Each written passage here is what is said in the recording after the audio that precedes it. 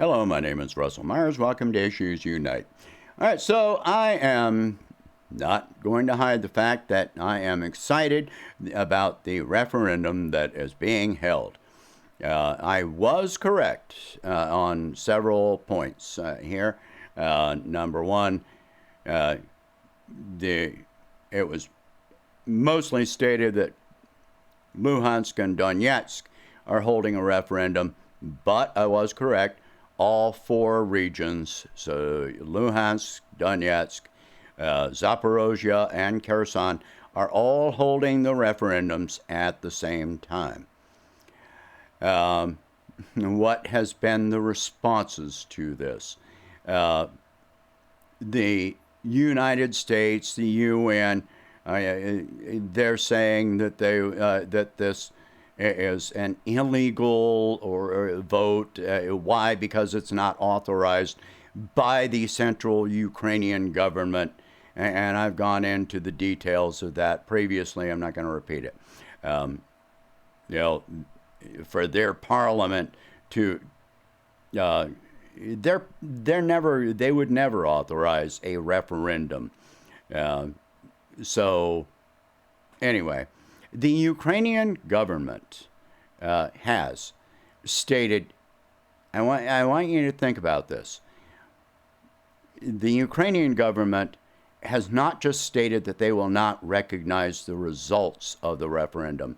They have stated that they will consider anyone that takes part to be a criminal. Now, if you want to know the history of the Ukrainian intelligence service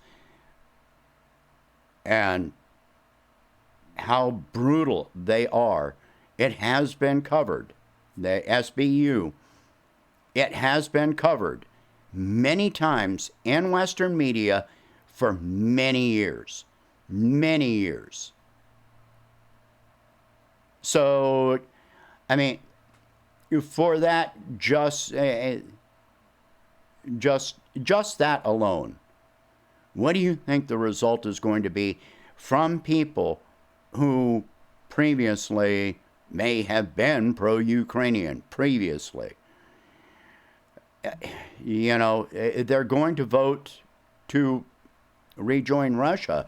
People that were previously pro-Ukraine in these regions are going to vote to rejoin Russia. Ukraine has... If Ukraine really upheld, supported democracy, they could have sent their own representatives there and said, okay, we want to have our own representatives, our own monitors to make sure that our interests are being represented and and our people that are pro-Ukrainian are protected in this. But they didn't do that. The UN has not offered to send in international monitors to make sure that this is fair. This is the response from the West, from Ukraine and the West, is all completely anti-democratic. All right. I expected, I'll say RT is reporting from the ground on these referendums. I actually expected people to be highly apprehensive about taking part in this, but that doesn't seem to be the case. Ukraine has increased the bombing of using HIMARS, U.S.-supplied HIMARS, on civilian centers. Yesterday there was an attack which hit a bus. It killed 6 people and injured 6 more that had to be hospitalized. There was no military presence in this civilian center. In addition, there are terrorist attacks. There have been car bombs. There was a bomb in a shop. There's no military presence in that shop. It was something like a clothing shop. So the bus was a civilian bus. It was a city bus. So what do you think that all of this means. Now, some of this can be highly preferential. They may, RT may only air. It's possible.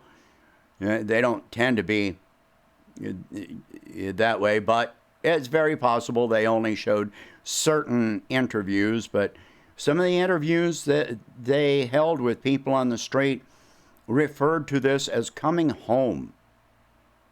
Think about that emotion. These people have been under attack for 8 years. Anyway, so people are actually lined up, and the voting seems to be completely held in a valid manner.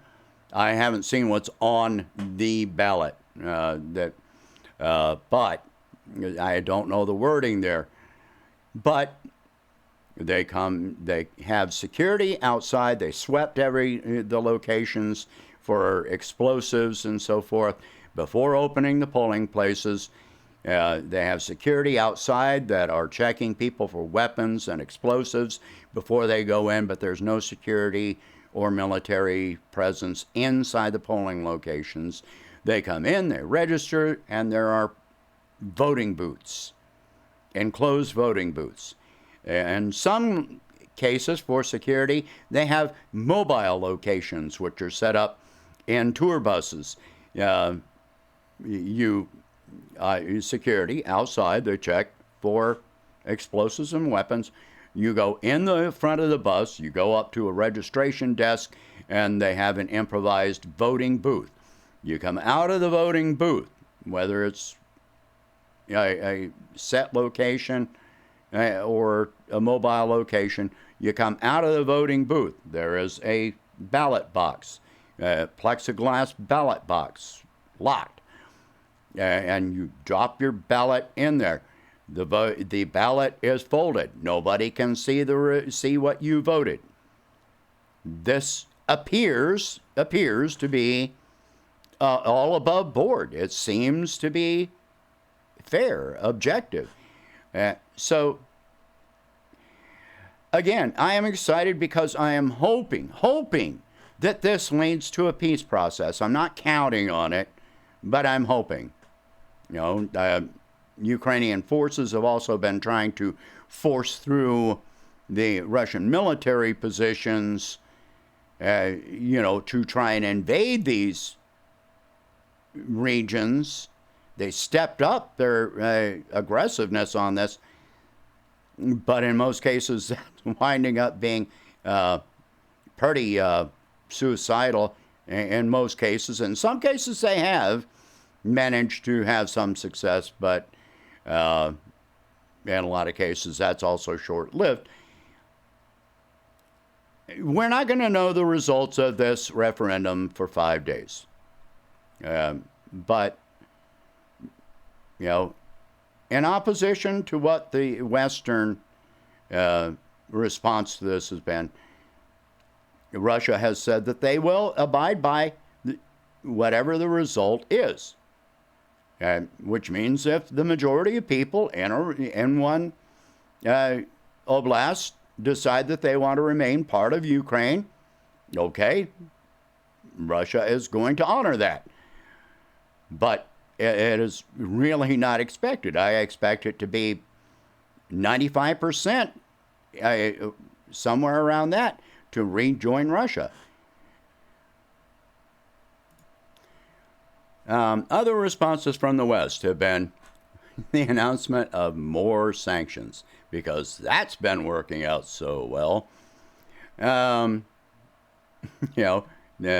EU is offering to loan Ukraine another $5 billion while their people are faced with record energy prices.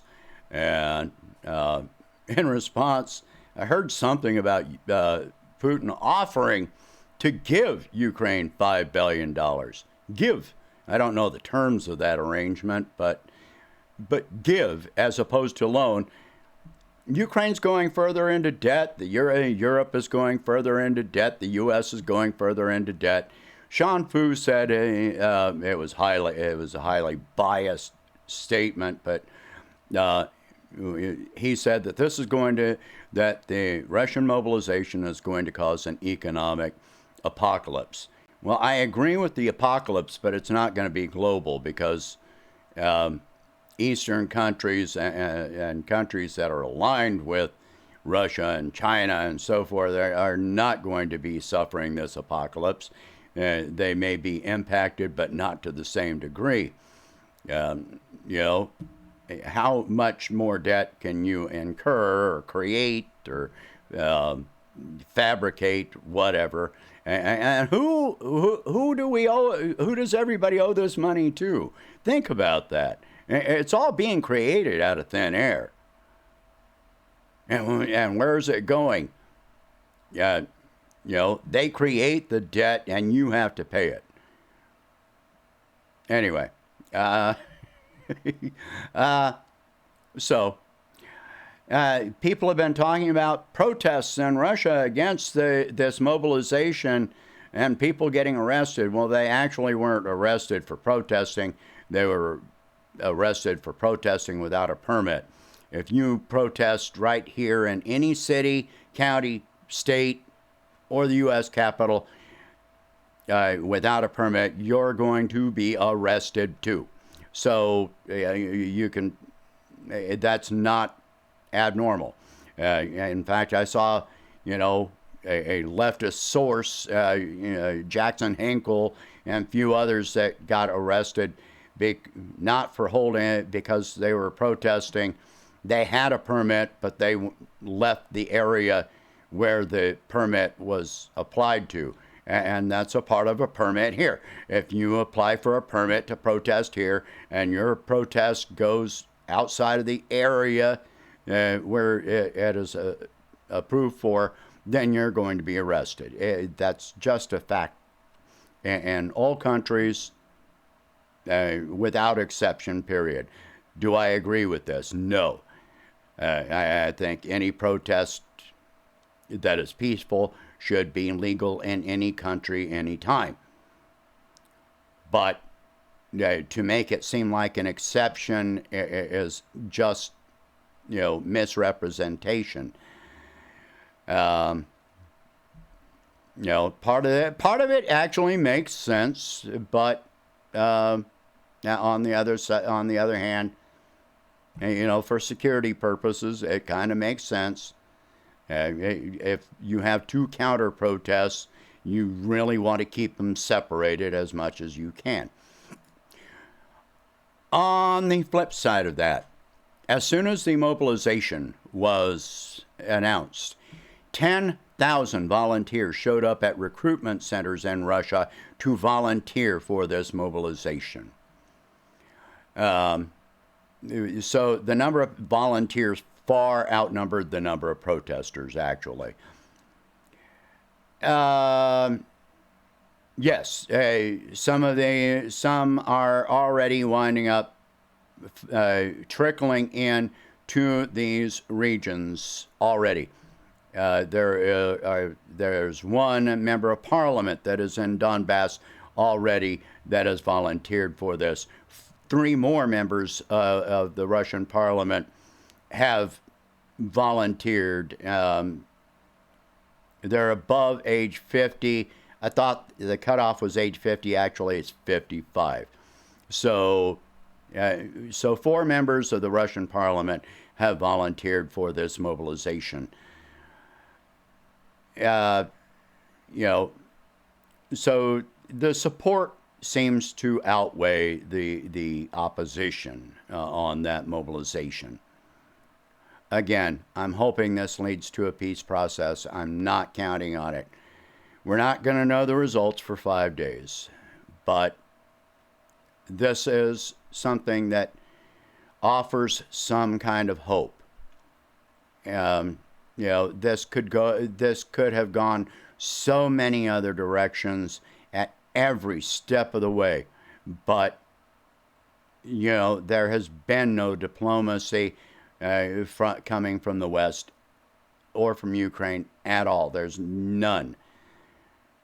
And I'm very much in favor of diplomacy over war. I am against all war. I'm against all violence. But if violence reaches a certain point and there is no other way to stop it, then, sometimes it's necessary, sometimes, it's fabricated.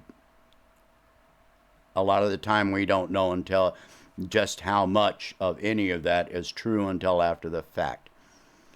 Anyway, share this video, talk about these subjects.